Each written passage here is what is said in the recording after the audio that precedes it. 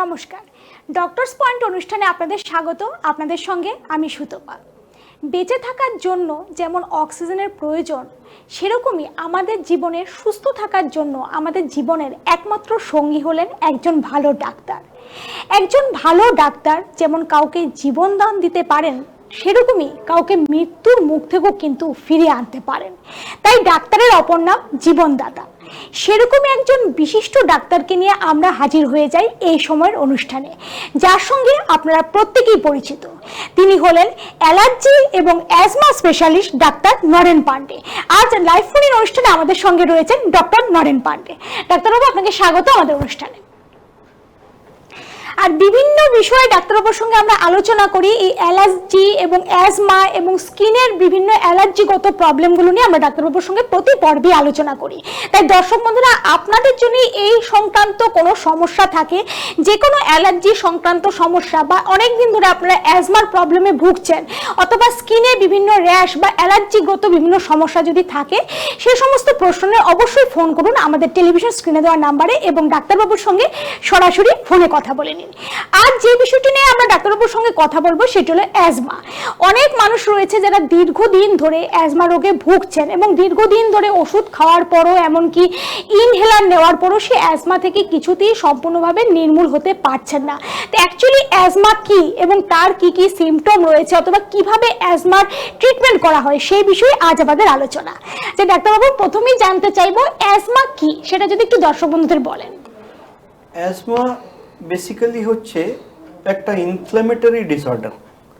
Inflammation, ফুলে ওঠার প্রবণতা। এই ফুলে ওঠার প্রবণতাটা যখনই ফুসফুসের মধ্যে হয়, তার এক বিভাগ হচ্ছে অ্যাজমা। অ্যাজমার উল্টো দিকে আরেকটা জিনিস যেটা নিয়ে শ্বাসকষ্ট নিয়ে রোগীরা বেশিরভাগ কষ্ট পান, সেটা সিওপিডি।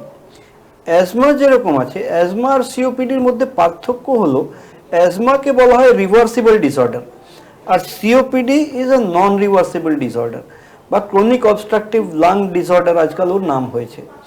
অ্যাজমাটা বেসিক্যালি বেশিরভাগ ক্ষেত্রে জেনেটিক্যালি ট্রান্সফার্ড হয়, আর অনেক ক্ষেত্রে আজকাল যেহেতু পলিউশন এত বেড়ে গেছে, সেই পলিউশনের ক্ষেত্রে অনেক সময় অ্যাজমা হয়।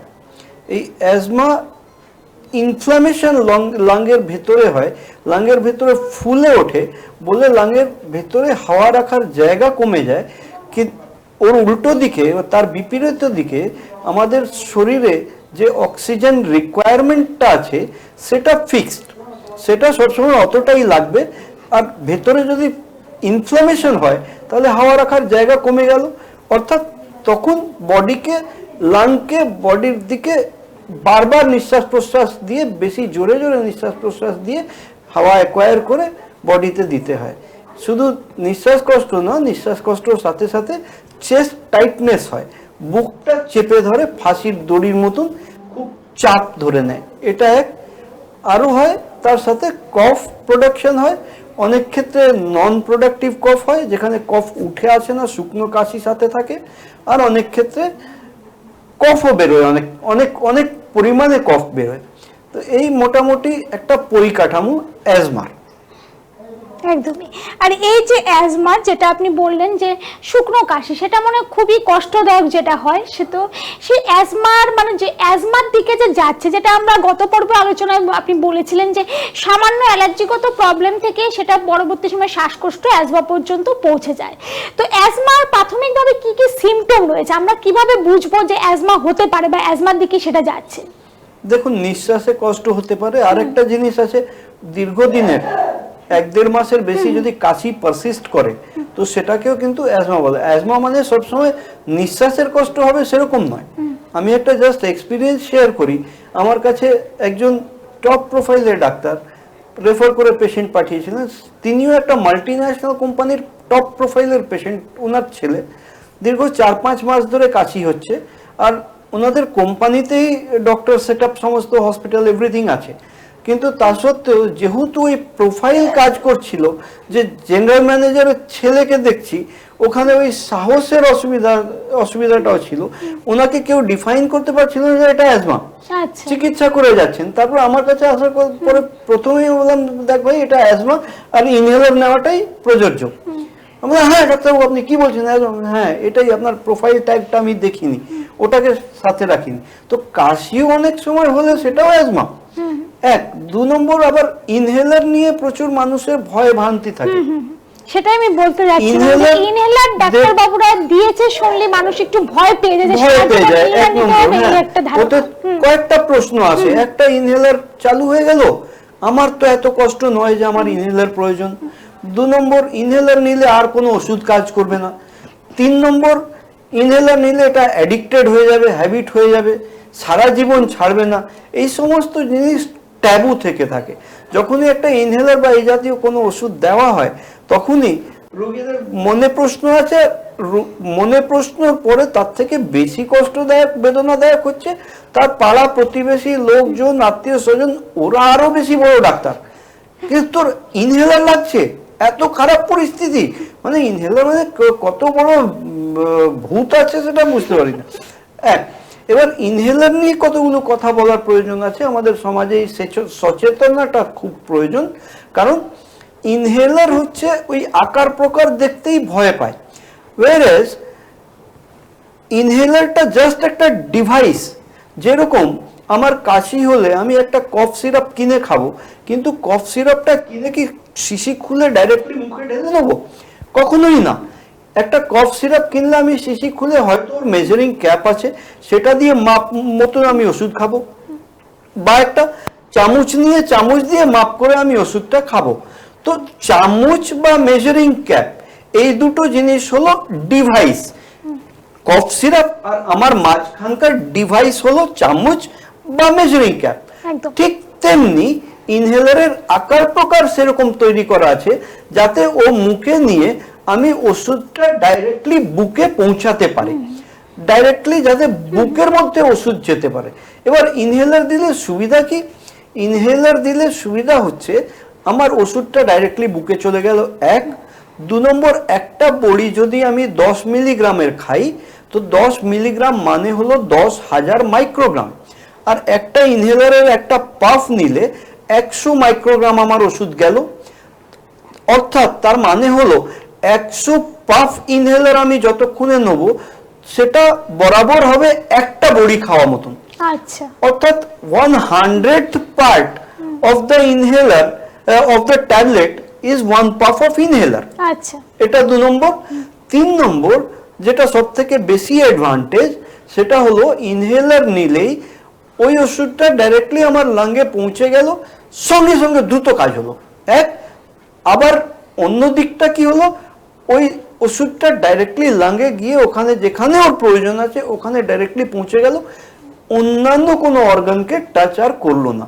ওয়ারেজ খাওয়ার ওষুধ আমরা যখন খাই, পেটে যায়, ডিজলভ হয়, লিভারে যায়, ব্রেকডাউন হয়, রক্তের সাথে মিশে সারা শরীর ঘোরে, তারপরে আমার লাঙ্গে পৌঁছায়। তো ইনহেলারকে নিয়ে ভয় পাওয়ার কোনো কারণ নেই।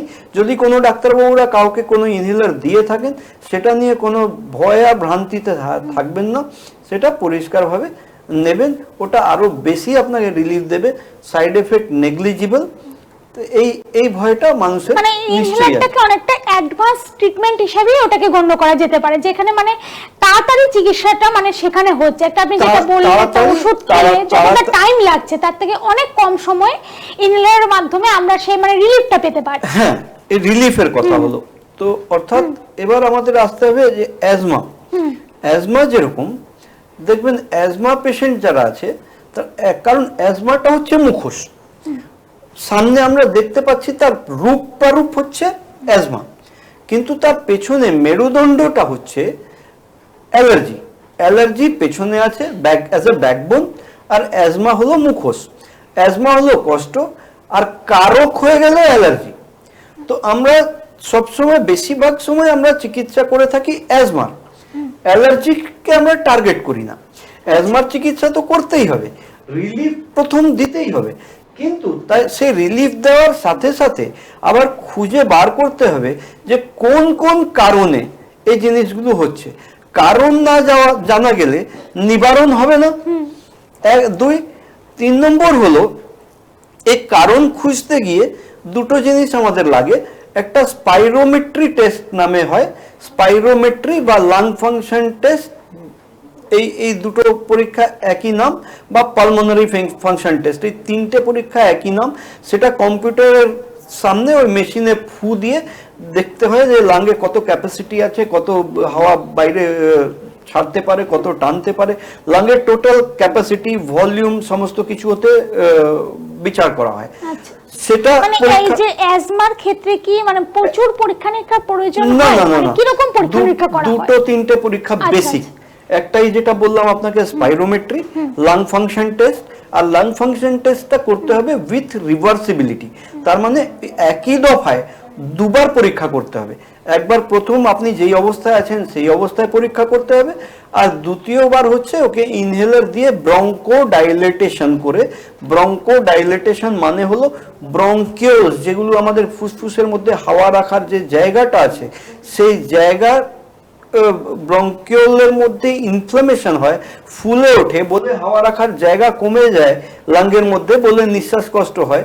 তো সেই ব্রঙ্কিওলসকে ডাইলেট করার জন্য ইনহেলার দেওয়া হলো। ইনহেলার দিলে ওই যে ইনফ্লামেশন আছে, যে ফুলে উঠে আছে ভেতরে, ওটাকে চওড়া করে দেওয়া হলো। চওড়া করে আরেকবার করে পালমোনারি ফাংশন টেস্ট করে দেখা গেল, তাহলে বোঝা যাবে অসুস্থ অবস্থায় এবং ওষুধ দেওয়ার পরে কতটা কি ডিফারেন্স আছে। এটা বেসিক। অ্যাজমা আছে না, ক্রনিক অবস্ট্রাকটিভ লাং ডিসঅর্ডার আছে, এটা বিচার হলো। তারপরে প্রয়োজন হচ্ছে একটা রক্তের টোটাল আইজিই মাপা। টোটাল আইজিই মানে শরীরে টোটাল অ্যালার্জির পরিমাণ কতটা আছে সেটা বিচার করা। তো একটা রোড ম্যাপ পাওয়া গেল যে হ্যাঁ এই অ্যালার্জিক এতটা আছে। তারপরে যেটা চিকিৎসার ক্ষেত্রে লাগে সেটা হচ্ছে modified skin prick allergy test. চামড়ার উপরে অ্যালার্জেন দিয়ে দিয়ে অ্যালার্জি পরীক্ষা করা হয়। সেই পরীক্ষা থেকে বিচার করা হয় যে কোন কোন অ্যালার্জেন কত পরিমাণে গিয়ে ভেতরে ইনফ্লামেশন করছে। সেটা যখনই বিচার সামনে চলে আসবে তখন সেই ইনফ্লামেশনের বেসিসে, সেই অ্যালার্জি রিপোর্টের বেসিসে আমরা একটা ভ্যাকসিন তৈরি করে দেবো। সেই ভ্যাকসিন দিলে শরীরের মধ্যে সেই সমস্ত জিনিসের এগেনস্টে রোগ প্রতিরোধ ক্ষমতা বেড়ে যাবে। এবার এখানে আর একটা প্রশ্ন আসছে, ইনহেলার নিয়ে আমরা যে আলোচনা করলাম, সেই ইনহেলারের ব্যাপারে একটু বলছি যে ইনহেলারটা নিয়ে যে মানুষের একটা ভ্রান্ত ধারণা থাকে, তো ইনহেলারটা অ্যাজমা পেশেন্টদের জন্য কতটা প্রয়োজনীয়, বা এই যে ইনহেলার যে মানে আপনারা ডাক্তারবাবুরা যেটা দিচ্ছেন, এবার সেখানে কি ইনহেলারটা কি মানে ধরুন ট্রিটমেন্টের মাধ্যমে তার অ্যাজমা মোটামুটি ঠিক হয়ে গেছে, সেখানেও কি ইনহেলারটা সবসময় নিয়ে যাওয়ার কি প্রয়োজন পড়ে না, একটা সময়ে ইনহেলারটা বন্ধ করে দেওয়া যায়? দেখুন, যেগুলো মাইল্ড কেসেস আছে, খুব কম অসুবিধা হয়, সেই মাইল্ড কেসেসে ওই সিজনাল চেঞ্জে পেশেন্টের কষ্ট হয়, ততদিন নিল ছেড়ে দিল। এবার দ্বিতীয় যেটা মেজর ইম্পর্টেন্ট চিন্তা ভাবনার মধ্যে বসে যাওয়ার মতন প্রশ্ন হচ্ছে যে ইনহেলার নিলে সারা জীবন চলবে। হ্যাঁ, সারা জীবন নিশ্চয়ই চলবে। কেন চলবে? কারণ এটা ইনফ্ল্যামেটরি ডিসঅর্ডার, এটা এনভায়রনমেন্ট থেকে হয়। আমাদের পরিবেশে যে বিভিন্ন গাছগাছড়া, রেণু, ছত্রাক, ধুলো বালি, পোকামাকড় এগুলো আছে, এগুলো আমাদের নিঃশ্বাসের সাথে শরীরে প্রবেশ করে লাঙ্গের মধ্যে ইনফ্লামেশন করে। নিঃশ্বাস নেওয়া তো আমরা ছাড়ছি না, নিঃশ্বাস আমরা 24 ঘন্টা নিয়ে যাচ্ছি। তো নিঃশ্বাস যখনই নিচ্ছি, লাংটা হচ্ছে সব থেকে বড় অর্গান যেটা ডাইরেক্টলি অ্যাটমসফিয়ারে এক্সপোজড আছে। এবার নিঃশ্বাস নেওয়ার সাথে লাঙ্গের ভেতরে ঢুকলো অ্যালার্জেন ট্রিগার করে আপনাকে কষ্ট দিল, আপনি ইনহেলার নিলেন, ওই কষ্টটা তখনকার মতন, যতক্ষণ ইনহেলারের ক্ষমতা আছে ততক্ষণ ওটা কমে থাকলো। আবার যখন নিঃশ্বাসের ওই ট্রিগারিং যখন হলো, আবার কষ্ট বাড়লো, আবার আপনি ইনহেলার নিলেন। ইনহেলার আর বডির মধ্যে পার্থক্য হচ্ছে বডি অনেকক্ষণ পরে কাজ করে, ইনহেলার দ্রুত কাজ করে।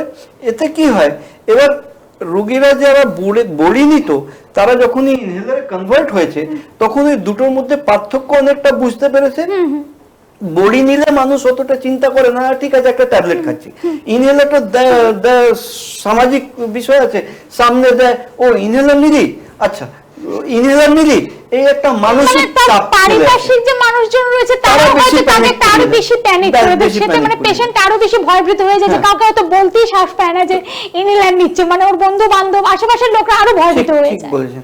এবার ইনহেলার নিলে আপনি বেশি আরাম পাচ্ছেন।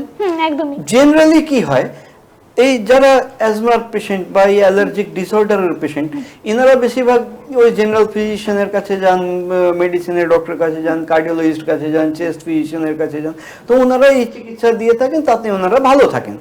কিন্তু নির্মূল করার জন্য বিষয়টা ওই যেটা বললাম কারণ এবং নিবারণ, কারণটা খুঁজে বার করতে হবে।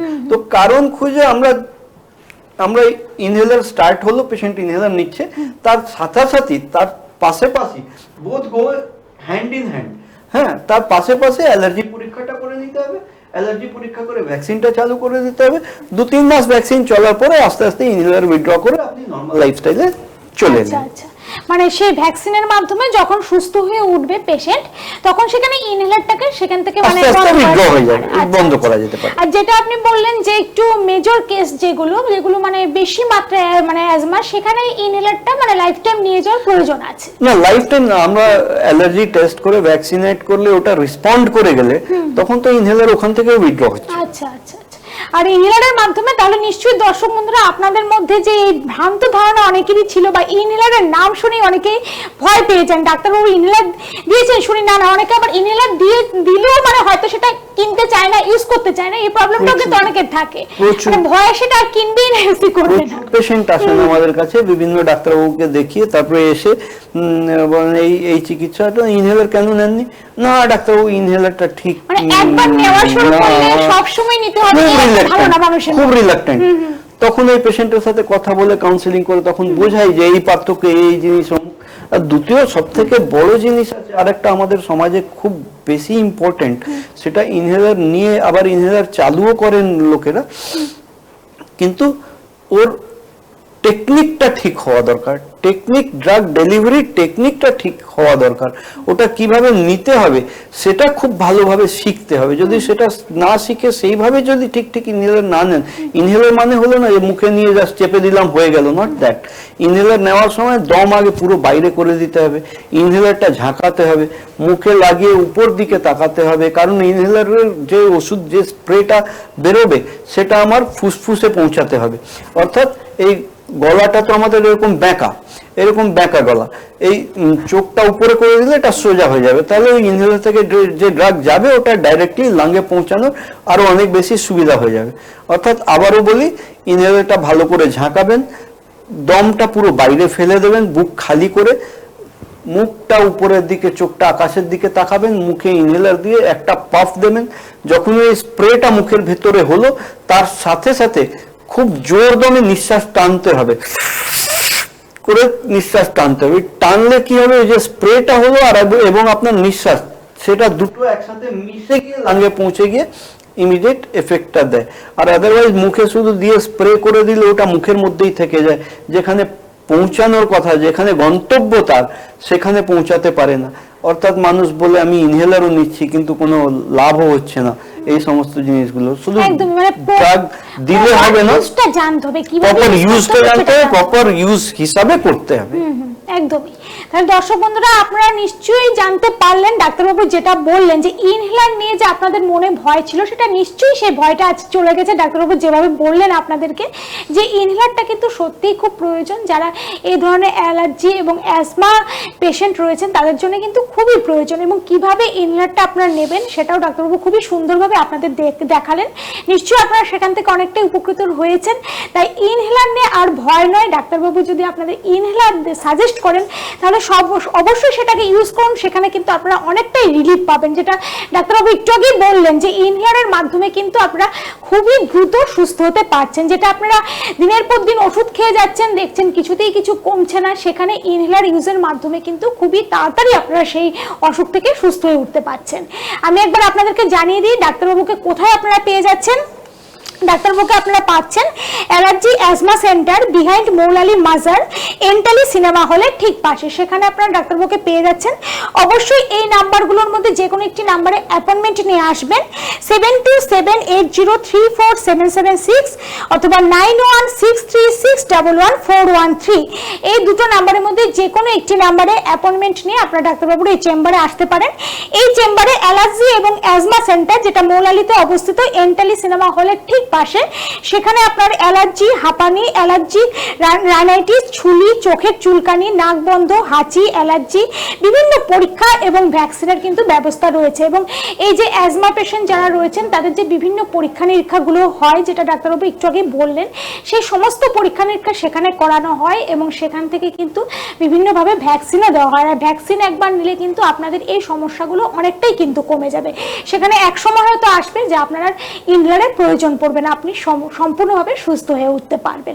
তাই অবশ্যই যোগাযোগ করে নেবেন। আমি অ্যাপয়েন্টমেন্ট নাম্বার দুটো একবার বলে দিচ্ছি, 7278034776 অথবা 9163611413। এই দুটো নাম্বারের মধ্যে যে কোনো একটি নাম্বারে আপনারা ফোন করে অ্যাপয়েন্টমেন্ট নিয়ে ডাক্তারবাবুর সঙ্গে যোগাযোগ করতে পারেন। আবার চলে যাচ্ছি আজকের আলোচনায়। হ্যাঁ, যে বিষয়ে বলছিলেন ডাক্তারবাবু, যাতে এই অ্যাজমা ট্রিটমেন্ট কি রয়েছে, যে আপনার এই সেন্টারে কিভাবে সেখানে ট্রিটমেন্টটা করানো হয়? প্রথমে তো পরীক্ষা নিরীক্ষা করে বিচার করা হবে যে কি কি হয়েছে, কি কি আছে।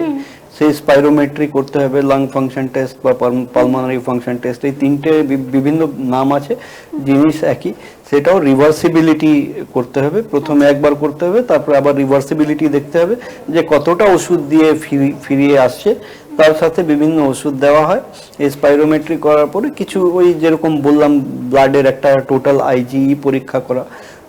3 নম্বর হলো আপনার অ্যালার্জি টেস্ট করে বার করা যে কোন কোন জিনিস থেকে হচ্ছে এই সমস্যাগুলো, সেই জিনিসটা চিহ্নিত করার পরে এই ভ্যাকসিন যেটা দেওয়া হয় এটা রেডিমেড হয় না, এটা প্রত্যেকটা পেশেন্টের জন্য আলাদা আলাদা হয়, কারণ সব পেশেন্টের রিঅ্যাক্টিভিটি একরকম নয়। আচ্ছা, ভ্যাকসিনটা কিভাবে নেবে পেশেন্টরা?